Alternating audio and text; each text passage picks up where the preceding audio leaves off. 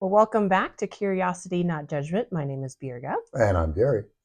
So, I wanted to have a conversation around two, maybe not quite opposing ideas, but maybe ideas that are different enough that garner some curious questions. So, one of them is we learn all of these things from our past experiences, kind of the echoes of where we have been, the echoes of the people that we've had relationship with, and bring them forward to help formulate strategies and implement ideas to take us forward. So that's one side. The other side is the notion that what got you here can't Mm-hmm. get you there, Mm-hmm. right? So past experiences have led to this moment, but that's not going to really have a lot of weight in terms of what you need to do moving forward. So I wanted to talk about that concept a little bit today. That's interesting.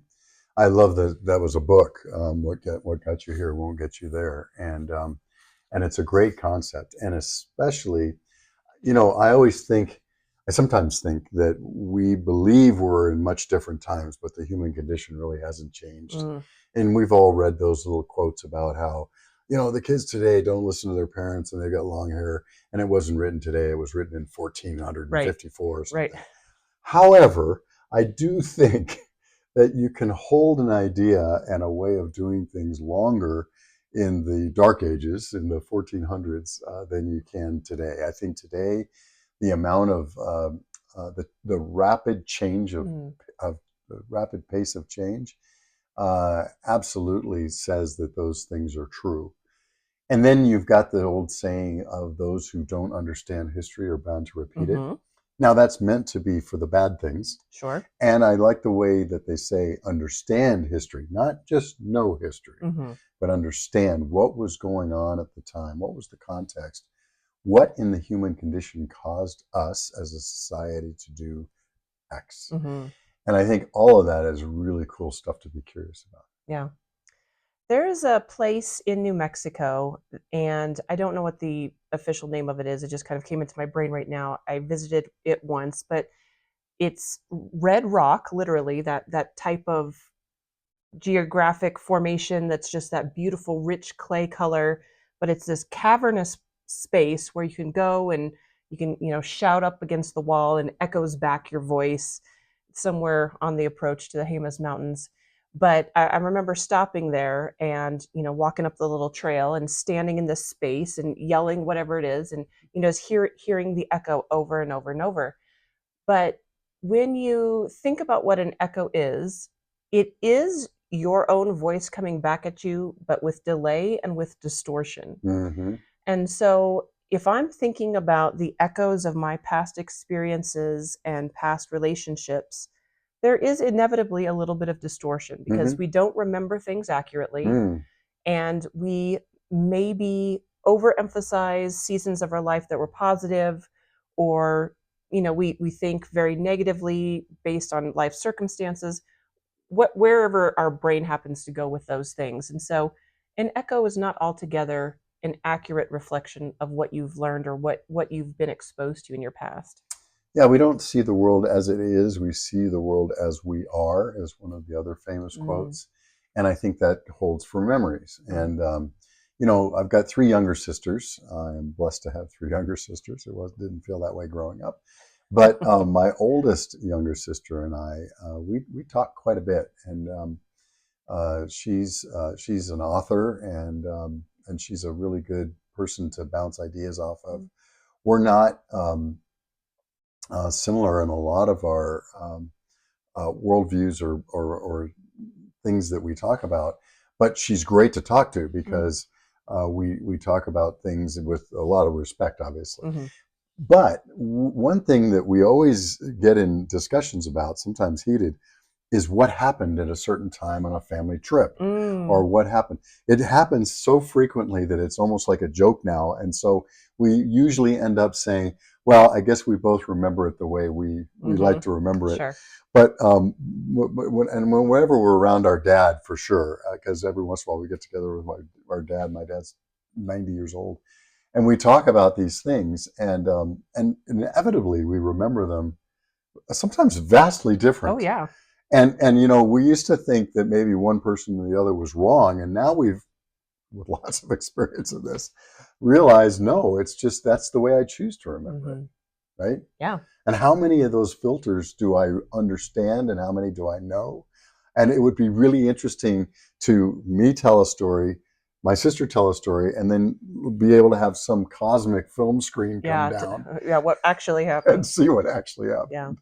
I don't want to go too far down this bunny trail, but this instantly brings to mind some studies that happened around 9/11, right? The seriousness of the day and what happened as announcements go out across the world. And there was a series of interviews that were done. And I don't know any of the specifics, but I just remember somebody recounting the story to me about interviews being done specific to a particular elementary school that was, I don't know, X number of miles from the World Trade Center. Mm-hmm. And the children were being asked about the recollection of the day and were giving very specific details about the things that they remembered.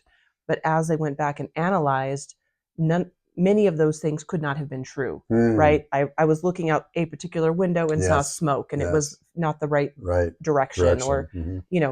things like that that don't match up. And so it is also very possible in the midst of trauma, tragedy, all of these things, that we can even develop memories Yeah. that are completely inaccurate. Absolutely. No, no question. And then, and whenever you're talking about children, I always think about, okay, well, they went home and talked to their parents Mm, and they were listening to their parents, and the parents might have said something like, well, you were at the school, which is in, which is in bird's eye view of the towers. You must have seen it. And so I don't think that, and I know you believe that also, but we don't do this evilly. We don't do it sure, on purpose. We sure. don't do it intentionally to be wrong. But our brains, through a series of everything from protecting us to wanting things to be true to trying to fit data into our current mental Mm-hmm. models, um, often we will remember things. And the more I think of it, the more I know that there are some things where, my sister probably was right Mm-hmm. about that thing. I, and so here's the curious question. Mm-hmm. Am I remembering this accurately? Mm-hmm. Should I be basing an argument, or should I ruin a relationship based on my memory Memory. of something? Mm. I think that's a great curious question.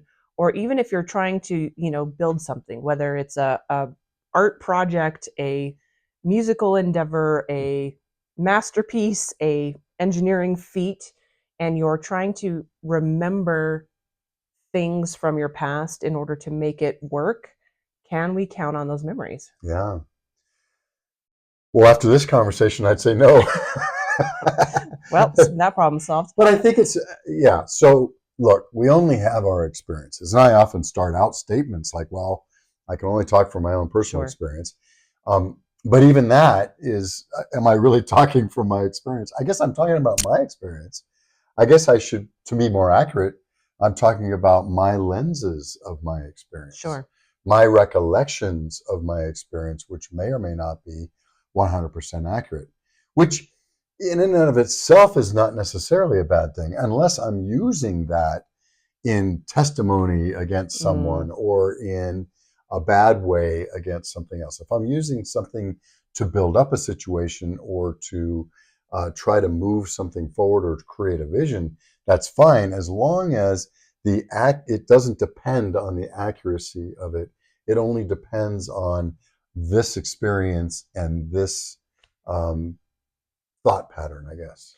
I will put a little asterisk on that, though, because I have seen enough, or I've heard enough stories about songwriters who will sue another songwriter Mm-hmm. claiming a portion of something has Mm-hmm. been utilized in Mm-hmm. a piece of music, and the individual maybe had no conscious awareness of doing that, Yep. but it's something that came, over time. It was in the back of your head, that little melody that doesn't go away, and you're thinking to yourself, I've invented something brilliant, Yes.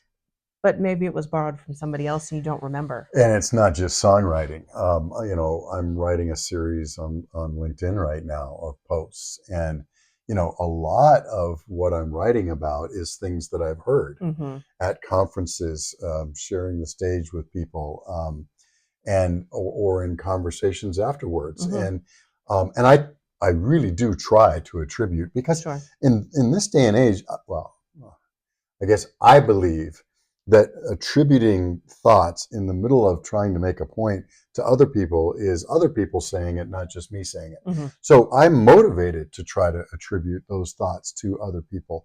And in the piece I'm writing today, I'm doing that at least 3 or 4 times.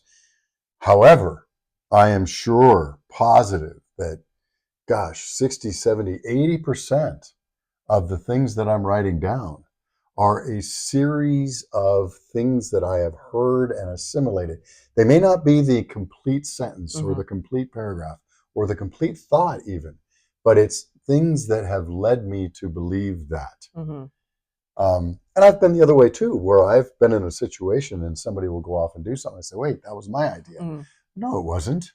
Well, we were talking about it as a group, but I am the one that came up with it. Mm. Right. And I Yeah. fully thought, now maybe it was fully baked in my head and I didn't articulate it all the way. Right. Maybe I said a couple of words that sparked a thinking this way.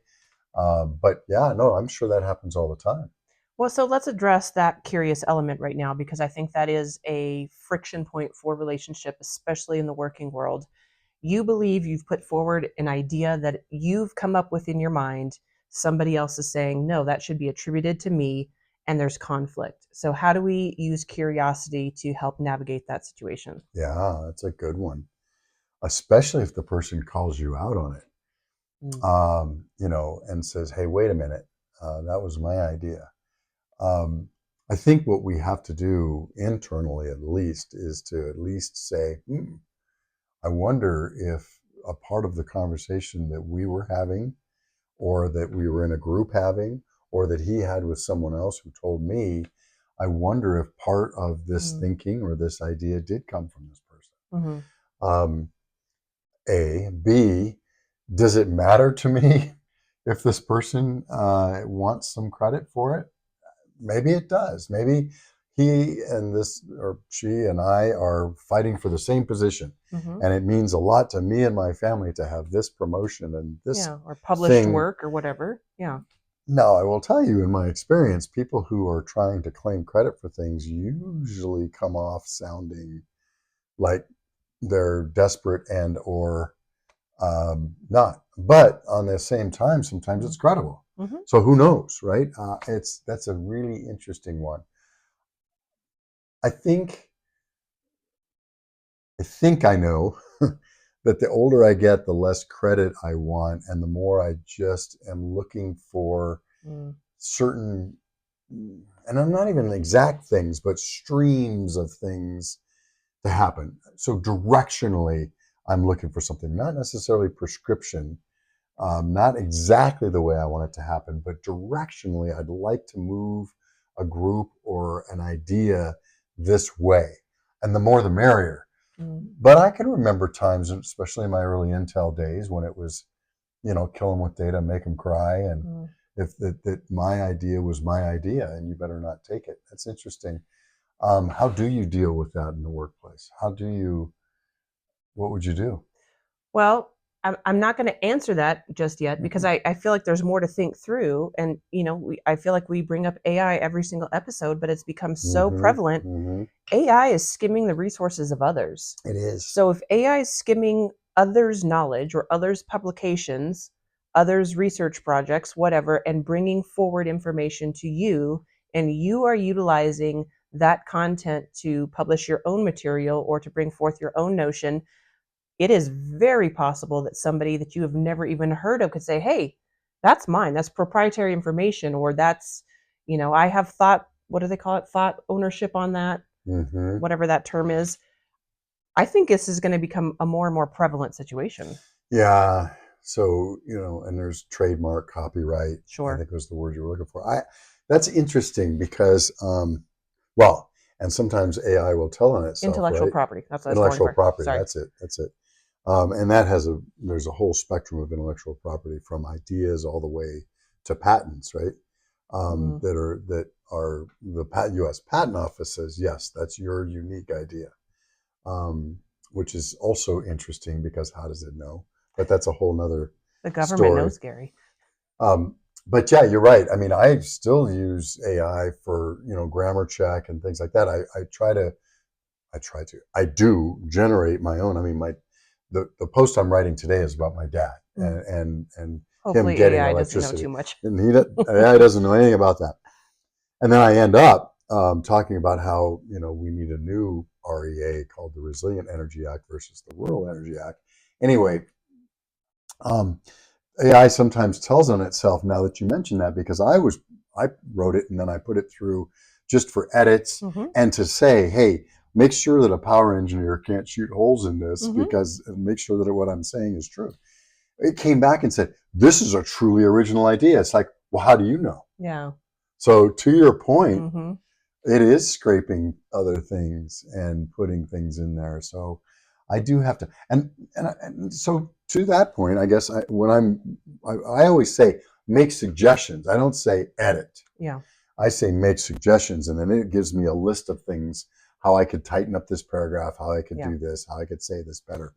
But I don't let it edit, and I'm glad now having Mm-hmm. this conversation I don't, because it could easily put in something it scraped from someone else. Certainly. So I guess coming back to your question, so what do you do if there's a conflict that's come up and there's a statement that that's my idea or that's something that, you heard from me and you've tried to make it your own?